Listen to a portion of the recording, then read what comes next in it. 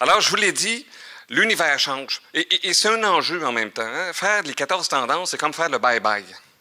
Quand on fait le bye-bye, on doit choisir qu'est-ce qui est plus pertinent de ce qui ne l'est pas. Je me suis senti un peu comme Véronique Cloutier ou Louis Morissette, peut-être, et de choisir ce qui était le plus parlant en cherchant également un fil conducteur. Deuxième élément que je veux vous dire, c'est que les gens aiment ça, les tendances, puis là, ils vont dire « Ah ben, c'est des choses qu'on connaît déjà ». Si j'étais capable d'identifier 14 bébelles que vous n'avez jamais entendu parler, vous, des gens de l'industrie touristique, il y aurait un problème. L'idée derrière tout ça, c'est de voir quels sont les mécanismes, non pas le gadget, non pas le truc, non pas la tablette elle-même, non pas le Facebook, mais de voir les mécanismes à l'œuvre qui font que nos visiteurs, nos clients, nos touristes, changent dans leur façon d'être au quotidien, dans leur vie, dans leur travail, dans leur aspiration à voyager, à découvrir, à se retrouver, à se ressourcer, être avec les gens qu'ils aiment et avec qui ils veulent être. Ça vous va? Prêt? Je ne change pas d'idée. Je ne serai pas moi non plus dans « I'm sorry ». Pourtant, il y a une belle photo de Québec. Ça devrait m'émouvoir, moi aussi. Première tendance, et Monsieur le ministre, je suis content que vous soyez là. Je veux dire, pas de méchanceté, mais je veux dire une évidence sociologique. Le tourisme est avant tout urbain. Le touriste est avant tout, à l'échelle de la planète, le fait de gens qui sont des urbains, des gens qui habitent les villes. L'arrivée des nouvelles économies, des économies émergentes, des économies qui seront bientôt dominantes, si on parle de la Chine, qui devrait être bientôt la première économie mondiale, ces gens-là vivent dans un milieu urbain et sont à la recherche de l'urbanité également. Et l'urbain, il n'est pas uniforme, il n'est pas monochrome, il n'est pas monotone. L'urbain, il peut être exotique. Québec est une destination urbaine exotique. Pour nos amis qui sont de Bordeaux ou de Toulouse, il y a une façon de vivre, d'être, qui les interpelle beaucoup. Deuxième élément, il y avait dans la politique de développement de l'industrie touristique un terme qu'on a trouvé joli, mais qu'on oublie qui est lourd de sens. On a dit de Montréal et de Québec, elles sont les portes d'entrée. Elles sont les hubs. Et ce n'est pas juste une porte, ce n'est pas la porte pour aller à quelque chose de plus merveilleux, de magnifique, et la porte est inutile. La porte est nécessaire. Et ce qu'on se rend compte, c'est qu'il y a eu des désinvestissements de la présentation de l'urbain. Regardez la Commission canadienne du tourisme qui, depuis des années, véhicule le message « Keep Exploring ». Et on comprend que c'est aller voir les grands parcs nationaux, aller voir les grands espaces, aller voir la nature et tout, et faire de la bicyclette dans des champs ou courir dans les prés en robe soleil pour les jeunes femmes. Ce n'est pas ça. Le tourisme est urbain. Les villes deviennent l'épicentre du tourisme et on doit apprendre à développer le co-branding des villes. Les deux portes d'entrée ont l'obligation, en 2014, je vous l'annonce, de travailler ensemble. Vous êtes un produit. Quand nos trois amis sont venus, Ludovic, c'est la première fois qu'ils venaient à Québec, Québec et Montréal font partie de l'identité québécoise. Ils sont indissociables. C'est pas « je vais faire un, je vais faire l'autre » et tout, tout. Ils sont indissociables. On doit apprendre d'un point de vue touristique à travailler ensemble. Première tendance, la croissance s'accélère pour le tourisme urbain et c'est une tendance de fond.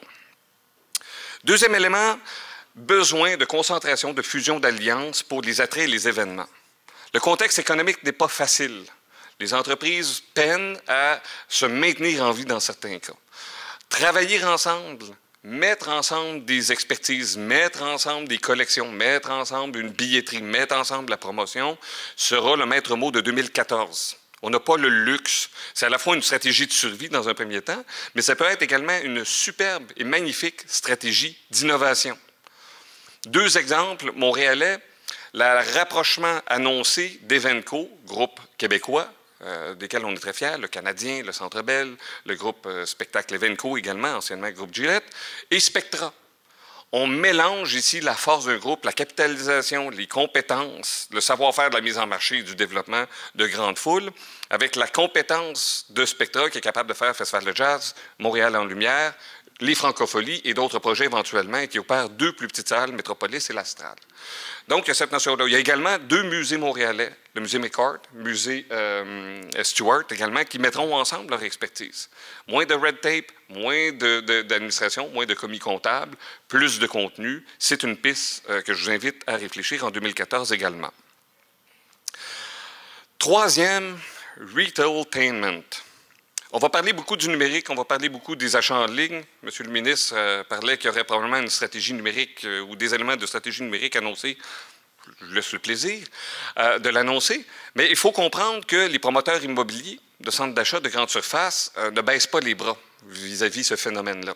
Et c'est un phénomène extrêmement américain, vous allez me dire, ou un peu à la formule très, très, très améliorée d'un West Edmonton Mall où on avait des montagnes russes dans le centre d'achat. Les lieux de commerce ne seront pas seulement des lieux de commerce, ne seront pas seulement des centres d'achat, mais seront des milieux de vie. Parcs aquatiques intérieurs, autres activités, salles de spectacle, divertissement, jeux, par exemple, sont autant de phénomènes, autant de déclinaisons de cet aspect-là de la vente. Ce que vous voyez à droite, c'est un terrain, je pense, de 6 ans, si j'ai bien compris. Urban Outfitters, compagnie américaine, donc de vêtements, a développé ce projet-là. Ils ont acheté les terrains, si je me rappelle bien, à Philadelphie, de mémoire, ou en tout cas dans ce coin-là. Et ça sera donc un lieu de divertissement dans lequel, incidemment, les commerces seront intégrés. On retrouve ça également dans le sport, par exemple. On pense à l'Emirates Center, le nouveau stade de Dubaï, dans lequel l'intégration des fonctions de divertissement, de restauration, il n'y a pas encore d'hôtellerie, ça sera un autre phénomène. Donc, la bataille du en-ligne, hors-ligne va amener un réaménagement des forces vives du point de vue touristique. Je m'en tire quand même. Les habitants promoteurs de leur communauté. 4e tendance. L'effet Québec va exactement dans ce sens-là.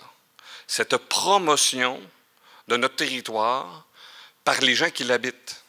Puis il faut comprendre à quoi sert un office de tourisme, d'où viennent les offices de tourisme. C'était un intermédiaire, un mal nécessaire, je pourrais dire, parce que l'office de tourisme représentait la volonté et le message de ses membres, des prestataires, diraient mes collègues français. Et donc, ils étaient l'intermédiaire entre le visiteur qui n'avait pas les moyens de comprendre et d'appréhender par lui-même, même avant Internet, où son appréhension de la destination se limitait à des brochures. Et donc, l'Office de tourisme avait ce rôle-là d'intermédiaire entre le visité et le visiteur. On le comprend bien, le visiteur, s'il est capable d'éviter un intermédiaire en cours de route et d'aller directement discuter, entendre, avoir l'opinion, la préférence de notre visité, il va le préférer. Donc, plusieurs initiatives. Effet Québec, par exemple, très belle initiative, ou celle-là en Suède, où un résident, à chaque semaine, devient le responsable du compte Twitter de la Suède touristique. C'est pas rien. Cette idée-là derrière que le résident lui-même, celui qui habite la place, aura des choses pertinentes à nous dire. Autre élément extrêmement important, vous vous rappelez, hein, le Centre des congrès de Québec a été un pionnier dans ce domaine-là, de répondre avec des événements durables, des événements verts. Hein, les conseillers qui nous disaient sur les meilleures pratiques pour être durables et verts. Pourquoi ils ont fait ça? Oui, ils étaient précurseurs, mais il y a une forte demande des congrès associatifs qui demandaient. Nos clients disaient, nous avons maintenant des exigences, je dirais, de développement durable, d'équité qui sont importantes pour nous. Et je disais aux gens, faites attention parce que là, on se vante d'être durable, va venir un moment donné où se vanter d'être durable va revenir au même pour un hôtel de se vanter d'avoir l'eau chaude dans les chambres. Ça va être un strict minimum qu'on attend. Et en bas de ça, on n'ira pas. Au-delà de ça, il n'y a pas d'avantage. Château-Laurier ne nous attire pas en disant eau chaude dans les chambres. Ils nous disent, nous avons les plus belles chambres, nous sommes le meilleur hôtel. Et donc, la même chose maintenant, la nouvelle déclinaison, le nouveau sentiment, les prochains niveaux de demande qu'on va vous faire, c'est quel est votre impact sur la communauté? Comment vous impliquez-vous dans la communauté?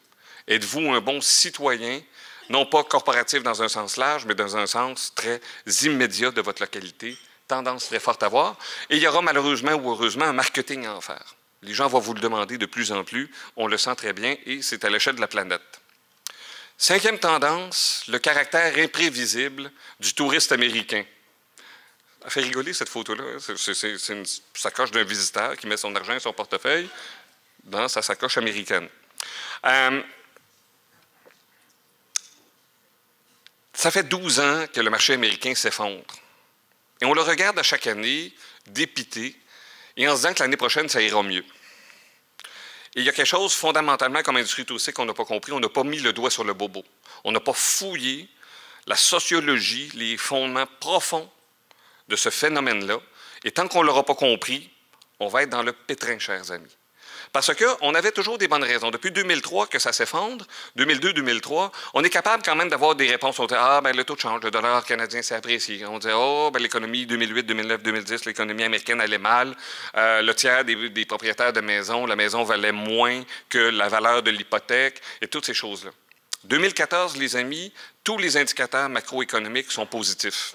Fusion de Delta et d'American Airlines, le coût du transport aérien nord-américain transfrontalier également devrait être stable ou diminuer. Le prix du pétrole qu'on imaginait à 4 $ le litre est à 1,30 $, c'est tout à fait vivable. Tous les éléments sont là. La classe moyenne américaine reprend son souffle, elle est capable, elle recommence à voyager. Parce que pendant quelques années, effectivement, elle allait dans un rayon de 200 km en voiture. Ce n'est plus vrai. Et pourtant, ils ne sont pas là, ils ne sont pas de retour. Alors, on peut effectivement attendre une année de plus et espérer que ça change.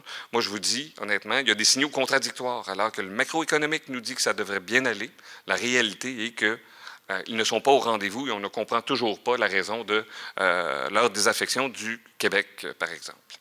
6e tendance, petit jeu de mots ici, tourisme gay, lesbienne, transgenre et bisexuel, de moins en moins gay et de moins en moins gay.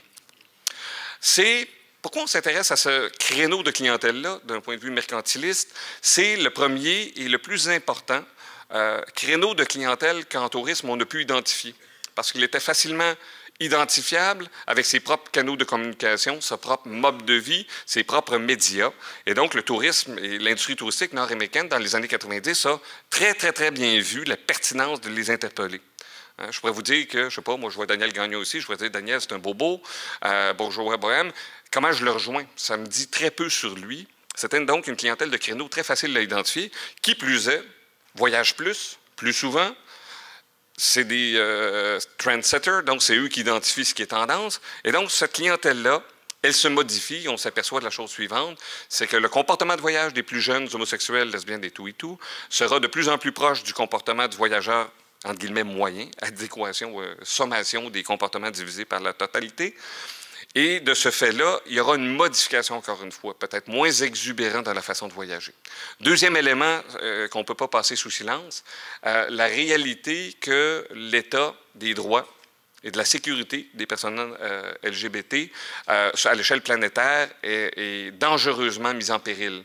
Recriminalisation de l'homosexualité dans les pays africains, très forte mouvance dans les États américains contre le mariage de conjoints de même sexe. Jeux olympiques de Sochi qui débutent bientôt, promulgation d'une loi par le président Poutine pour criminaliser ou rendre illégal ou contraire au règlement toute forme d'affection des personnes de même sexe. Monumentale manifestation en France, à Paris, contre le mariage des conjoints de même sexe, mariage pour tous. Ce n'est pas des belles années là-dessus. Donc, je vous invite également à réfléchir à ce créneau-là, qui en 2014 est en profonde mutation et en danger. 7e tendance, 2014, année de l'impatience. Jamais aura-t-on détesté attendre. L'attente, maintenant, ne se calcule plus en heures, elle ne se calcule plus en minutes, elle se calcule en secondes. Nous sommes profondément impatients dans nos vies personnelles, dans nos vies professionnelles, dans nos relations, dans nos communications. Nous ne sommes plus capables d'attendre. La tolérance, elle n'est pas juste de plus en plus faible, elle devient inexistante. On recherche en même temps des contacts instantanés. On est toujours, même dans nos discussions, on est au restaurant et on est en train de contacter avec d'autres personnes. On le recherche beaucoup. Et on n'a plus de patience à l'attente physique. Et là où on n'aura pas d'attente, et où en 2014, j'invite à réfléchir, le client le touriste qui vient chez vous, n'acceptera pas que vous n'ayez pas prévu sa présence. Hein? Aéroport d'Orval, vous l'avez vécu, mes collègues français, à l'arrivée, j'ai vu plein, durant le temps des fêtes, de photos on débarque dans les escaliers roulants, la salle des douanes, là. Hein, il y a beaucoup de monde, puis quand je dis beaucoup de monde, c'est pas beaucoup de douaniers, c'est beaucoup de monde, sauf des douaniers. Visiblement, eux autres sont moins nombreux. Ça ne fonctionne pas. Pourtant, il est entendu que le 777, avec 342 personnes, va arriver à 15h12. Je suis capable de savoir la veille, à la seconde, je suis capable d'aller voir FlightAware pour savoir il est rendu où l'avion, puis il est rendu où sur la piste. Mais les douaniers, visiblement, ne sont pas capables de le faire. Donc, cette idée-là de l'impatience, ça vous interpelle dans le service. La bonne nouvelle, c'est que de l'autre bord, les douaniers de Dorval, ça, peut-être vous ne le savez pas, si vous faites votre inscription avec votre mobile, en disant « je prends le vol AF 342 », on va vous proposer de prendre un rendez-vous pour passer à la sécurité. Ça, c'est un nouveau service. C'est la même chose en disant on sait à quelle heure part le vol, on sait combien de personnes sont en attente. Bien, si le vol est à 16h30, présentez-vous à 15h12 et vous allez passer dans une file express et vous n'aurez pas à attendre avec tous les autres. Ça commence à être un des principes de gestion de l'impatience. C'est possible de le faire. Pas partout, mais c'est possible de le faire. 8e tendance, les migrations nouvelles. 2 éléments extrêmement importants. Puis je trouve ça fabuleux. Regardez, c'est une image des années 60. Je pense que c'était à l'Expo 67, où il y avait à la fois les services d'accueil et d'immigration. C'était la même chose. Il y avait cette notion-là d'accueil. Je trouve ça cute. On sent moins bien accueillis ces derniers temps à l'immigration à l'aéroport de Dorval. C'est une autre histoire. La face du Québec et du Canada et de l'Amérique du Nord est en train de changer, et particulièrement dans les milieux très urbains. Et certaines villes, comme Philadelphie, par exemple, ont eu des approches très agressives, l'Office de tourisme de Philadelphie, pour favoriser les rencontres et les réunions de famille des gens, je ne sais pas, une famille pakistanaise, en disant comment les interpeller, les inciter à ce que la famille vienne les voir à Philadelphie. La conception du métier, à la fois des offices de tourisme, des ATR, de Tourisme Québec, par exemple, doit prendre en considération qu'on n'est plus aussi homogène en termes d'individus, en termes de fréquentation touristique, en termes d'attente et de besoins, en termes de composition des familles. Et ces nouvelles migrations-là, de plus en plus importantes, appellent des stratégies, encore une fois, différentes. L'autre type de migration, c'est qu'il y avait l'ancien triangle. Il y avait le triangle où est-ce que j'habite, où est-ce que je travaille, où est-ce que je prends mes vacances. Et généralement, dans ce triangle-là, où j'habite et où je travaille, c'était collé, collé, collé, collé. Et où est-ce que je prenais les vacances, c'est historiquement et préférablement plus loin possible de ces deux autres-là. C'était grosso modo le schéma mental qu'on avait. Désormais, avec les technologies, on peut travailler très loin de l'endroit où on habite. En Europe, avec les low cost, ils l'ont très, très bien compris. On peut habiter Bordeaux et travailler 3 jours par semaine à Londres sans aucun problème. Et le temps qu'on est à Bordeaux, il n'y a aucun problème. On a accès au bureau, les mêmes dossiers, les mêmes façons. La nuagique nous a permis de le faire. Et dans ce contexte-là, on comprend très bien que cet éloignement des deux pôles du triangle va faire en sorte qu'on va peut-être prendre nos vacances là où on travaille. On va peut-être prendre nos vacances là où on habite. Et tout ça vient rebrasser, je dirais, notre conception de la promotion touristique.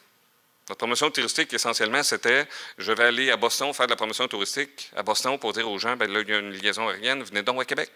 On n'est peut-être plus dans ce domaine-là. Il y a peut-être des travailleurs bostonnais qui sont déjà à Québec, on dirait, bien, reste donc une semaine de plus à la fin de ton contrat de 3 mois, et je ne sais pas. Donc, ça nous invite, comme Office de tourisme, entre autres, à revoir nos façons de penser. Connecter les compétences. Le tourisme, vous le savez, dans l'hôtellerie, on le voit ici, c'est un métier. C'est des compétences, ça se travaille. Avec le numérique, on a un peu oublié tout ça et vous vous rappelez les premiers sites Internet, il y avait 2 solutions si on voulait un site Internet pas bon. Soit qu'on payait très cher pour avoir un site Internet pas bon, ou soit qu'on demandait au beau-frère ou au filleul. Lui, étudiant en ordinateur, il connaît ça. Il m'a fait un beau site Internet, qui est une espèce de page pas belle. On ne peut plus être là. Il y a de plus en plus de métiers dans un office de tourisme, dans une organisation, des métiers. Et ça prend des spécialistes. L'autre élément aussi, j'ai beaucoup parlé, vous avez peut-être entendu les conférences Génération Y. La génération Y, il faut absolument qu'il y ait une multiplicité de tâches, qu'on aille d'un département à l'autre, parce que sinon, les Y vont se tanner, ils n'aimeront pas ça. Puis eux autres, le travail, les loisirs, c'est beaucoup plus important. Beaucoup d'entreprises touristiques se sont lancées là-dedans pour découvrir qu'une fois que le Y avait fait 5 départements et qu'il avait eu bien du fun, il s'en allait. Parce qu'il n'avait rien à cirer, lui, de l'entreprise. Fait que pendant 1 an, vous l'aviez travaillé très, très, très fort à y faire plaisir, puis lui, il n'en avait rien à cirer, puis il était parti. Investissement, down the drain, et voilà. Maintenant, cette idée-là, que ça prend des gens qui seront compétents et spécialistes, et qu'on mettra ensemble. Exemple, Ronald Touriste nous présentait au mois d'octobre, et ça m'a jeté par terre, toutes les projets, que ce soit une campagne publicitaire, un nouveau site Internet, un nouveau système d'accueil, tout se fait non pas, si c'est l'accueil par l'équipe de l'accueil qui réfléchit ensemble, tout se fait avec tous les départements, tout le temps. Approche non pas départementale, approche matricielle. Le défi que ça leur pose, c'est beaucoup plus de travail, beaucoup plus de coordination. Les résultats, logiquement, c'est qu'on n'aura pas d'erreur, d'essai-erreur, de recommencer, puis de se dire « Oups, on n'a pas fait la bonne chose ». Donc, cette idée-là de connecter les compétences, autre mot pour 2014. 10e tendance, choc entre mondialisation et produits locaux dans la restauration. Le nouvel intérêt des gens qui mangent et qui recherchent la gastronomie sera de savoir dans le menu détail la provenance, la traçabilité de tout ce qu'il y a dans l'assiette. D'un côté, il y a la mondialisation où on s'attend le même niveau de service, de décor, et le moindrement qu'on se promène un peu, je découvre, je ne suis pas sûr si je suis heureux ou pas, mais vous allez à Istanbul, vous allez à Berlin, ça va être le même décor, la même musique, le même type d'habillement, et tout. Mais en même temps, il y a ce caractère local qu'on recherche désespérément et qui, encore une fois, sera de plus en plus important. Au-delà du chef, au-delà de l'assiette, au-delà de tout ça, d'où proviennent tous les aliments, ça sera important. Et la France est en train de légiférer même cette obligation-là de faire en sorte que tout ce qui est fait maison, tout ce qui a été fait par le restaurateur lui-même, doit être spécifiquement mentionné. Et ça répond donc à un besoin sociétal et individuel très important. 11e, des nouveaux défis d'être hôtelier. Chers amis, j'enseigne le tourisme dans une école de gestion et je le dis, je l'avoue, je fais mon coming out aujourd'hui. De tous les métiers que je ne voudrais pas faire dans ma vie, hôtelier est le premier. Vous êtes des masochistes. C'est pas facile. C'est pas facile. C'est pas facile parce que le métier explose. C'est pas facile parce que les standards sont internationaux. C'est pas facile parce qu'on a découvert, comme les agriculteurs l'ont découvert ici au Canada, au Québec et en France. Hein? Vous vous rappelez, les agriculteurs, à un certain moment donné, les grandes chaînes, hein, puis le milieu de l'alimentation, c'est structuré de façon importante. Puis là, vous êtes un petit agriculteur, un petit paysan, puis là, Métro vous achète toute votre production. Vous êtes-tu content un peu? Et vous découvrez à un moment donné que vous n'êtes plus capable de rien faire sans que Métro décide. Puis que Métro, comme il achète toute votre production, il commence à avoir le contrôle pas mal sur votre tarification. Et que vous êtes dans le pétrin, parce que si vous dites à Métro, va donc chenoute, vous êtes pogné avec votre production, puis il faut la vendre à la pièce, puis c'est pas facile. L'hôtelier est rendu là, lui aussi.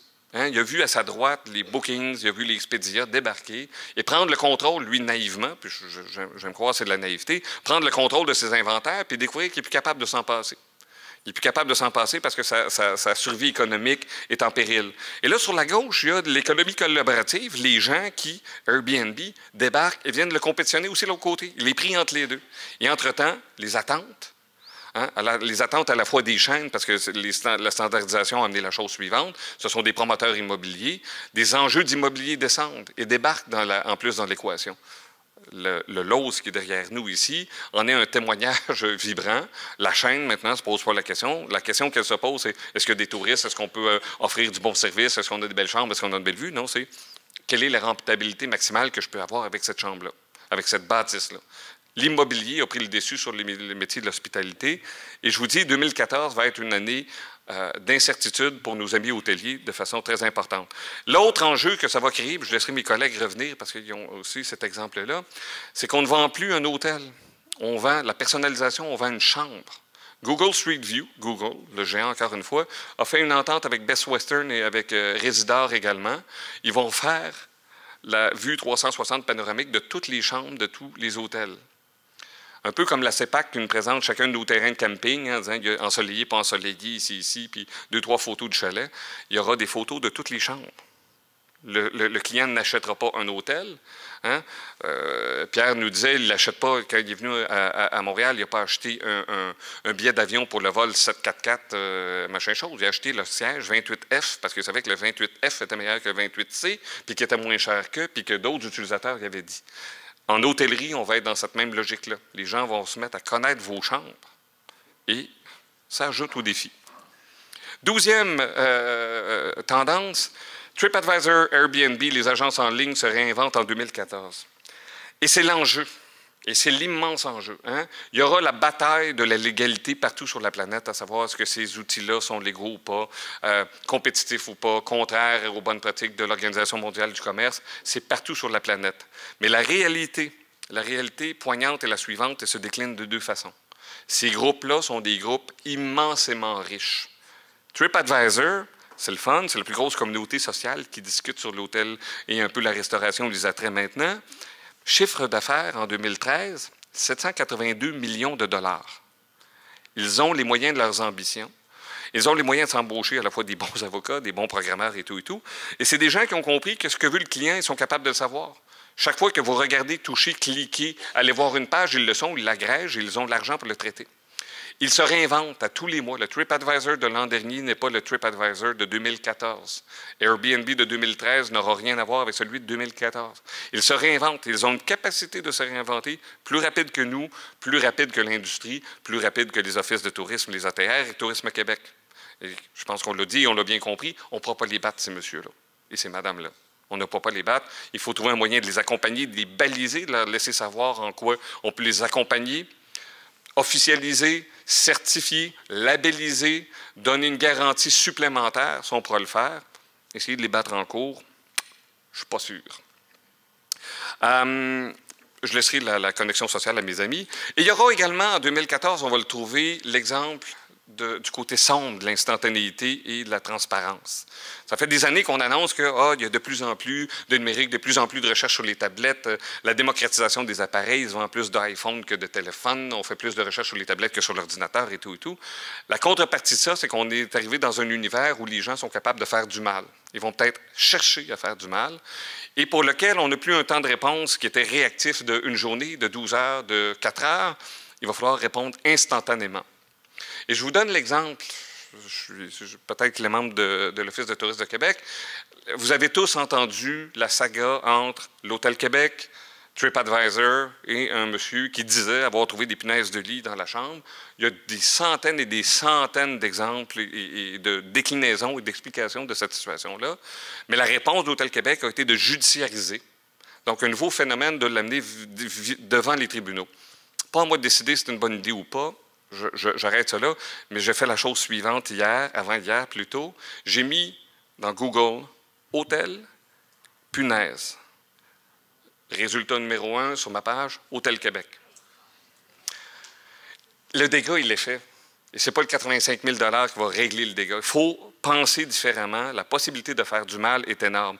Vous avez peut-être entendu parler de Justine Sacco, une Américaine, directrice d'une entreprise américaine de je ne me rappelle pas trop quoi. Justine Sacco, en octobre-novembre, allait faire un voyage d'affaires pour son entreprise en Afrique du Sud. À l'aéroport, bulle dans la tête, elle a 24 ans, elle fait une très mauvaise blague à la soixantaine de personnes qui sont ses amis, qui la suivent sur Twitter. « Je vais en Afrique du Sud, je devrais avoir peur du sida, mais pas tant que ça, je suis blanche. » Pas fort. Elle embarque dans l'avion, le vol fait 12 heures. Quand elle a débarqué de l'avion, elle avait perdu son poste. Il y avait des mots-clics avec Justine Sacco. Justine Sacco arrive. Les gens l'attendaient à l'aéroport. Elle était dans le pétrin, la madame. 12 heures. On embarque dans l'avion, on sort de l'avion et ta vie a changé pour toujours. C'est de l'instantanéité.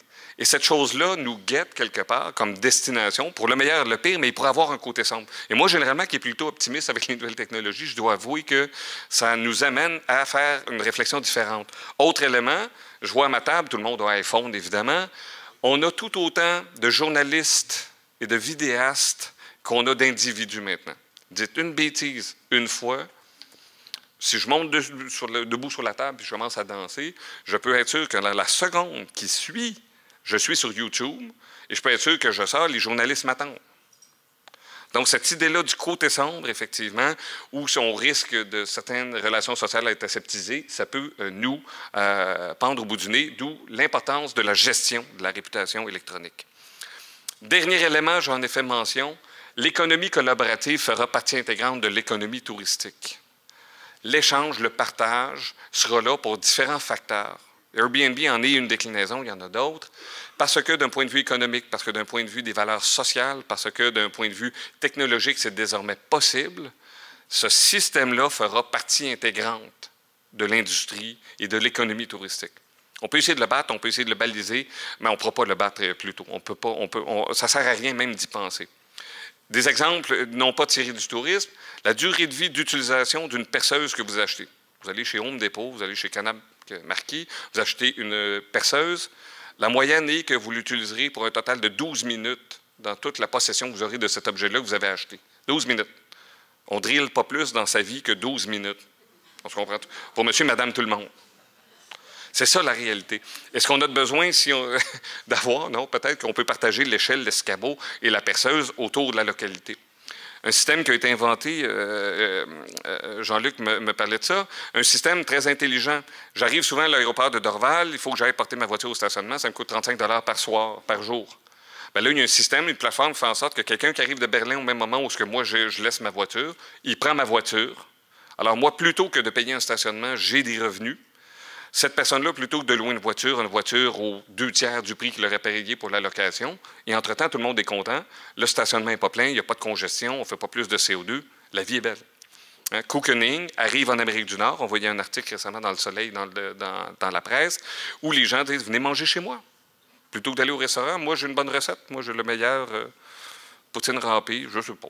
Et c'est possible de le faire. Donc, cette idée-là de l'économie collaborative, c'est inéluctable Et il va falloir effectivement trouver des balises, des façons de le faire, de développer, de laisser savoir, nous, comme industrie, puis il faut peut-être se tenir un peu aussi. Il faut peut-être avoir un message qui est cohérent comme industrie touristique québécoise sur quelles sont nos attentes et non pas combattre, mais se joindre au mouvement.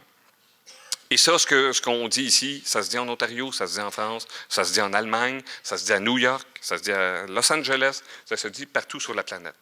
En bref, le fil conducteur de tout ça, 2014 sera une année hyper. Il y a des changements chaque année. On se rend compte que la nature et l'amplitude des changements sera de plus en plus importante. Hyper-personnalisation. Hein, je vous l'ai dit, je n'achète plus un billet d'avion, je ne vais plus dans un hôtel. Je m'attends à ce que cette chambre-là soit la mienne. Messieurs en parleront largement. Hyper-connexion sociale. Ils vous en parleront également, mais je vous rappelle la chose suivante. Étude américaine de la fin 2013. Le consommateur est prêt à abandonner des pans de sa vie privée à une entreprise dans la mesure où ça lui donnera un meilleur service.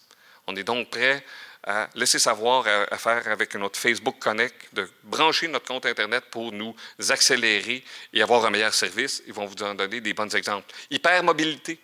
On peut bouger, la démocratisation des transports, la démocratisation de l'information. Je peux aller voir le Machu Picchu, je peux aller voir n'importe quoi. Je peux être partout, je peux travailler là où n'est pas mon bureau. Tout est possible. Ça sera l'année de l'accélération de la mobilité. Et l'immatérialisation, Pierre aura le mot de la fin, il me fait un petit suave clin d'œil. Il va vous expliquer qu'est-ce que l'immatérialisation et pourquoi c'est important. Alors là-dessus, je vous remercie de votre attention et je vous souhaite un bon repas.